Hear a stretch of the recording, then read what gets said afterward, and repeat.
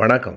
நான் சுபவீர பாண்டியன். வருகின்ற தமிழ்நாடு சட்டமன்ற தேர்தல் கூட ஆரிய திராவிட போராட்டத்தின் தொடர்ச்சிதான் என்று கழகத்தின் தலைவர், தமிழ்நாட்டின் மாண்புமிகு முதலமைச்சர் சொல்லியிருக்கிறார். இதில் என்ன ஆரிய திராவிட போராட்டம்? தமிழ் மன்னர்கள் ஆரியத்தை எதிர்த்திருக்கிறார். ஆரிய படை கடந்த நெடுஞ்செழிய பாண்டியன் இல்லையா என்று சிலர் கேட்கின்றனர். உண்மைதான். சங்க காலத்தில் 2000 ஆண்டுகளுக்கு முன்னால் வாழ்ந்த மன்னர்களில் ஆரியத்தை எதிர்த்தவர்களும் உண்டு, ஆரியத்துக்கு துணை போனவர்களும் உண்டு. ஆரிய படை கடந்த நெடுஞ்செழியன் மட்டும் பழந்தமிழ் அரசன் அல்ல. பல்யாக சாலை முதுகுடுமி பெருவெழுதியும் படைய மன்னன் தான். அதே போல ராஜசூயம் வேட்ட பெருநற்கிள்ளியும் படைய தமிழ் மன்னன் தான். எனவே தமிழ் என்று வருகிற போது இரண்டும் கலந்து கிடக்கும். திராவிடம் என்பது ஆரியத்தை அடியோடு எதிர்க்கும். பழைய சங்க இலக்கியத்தில் எப்படியெல்லாம் ஆரியம் உள்ளே புகுந்திருக்கிறது என்பதற்கு புறநானூற்றில் ஆவூர் மூலங்கிழார் எழுதியிருக்கிற நீர் நாண நெய் வழங்கியும் என்னும் பாடல் எடுத்துக்காட்டு. நீரை விட கூடுதலாக நெருப்பில் அவர்கள் நெய்யை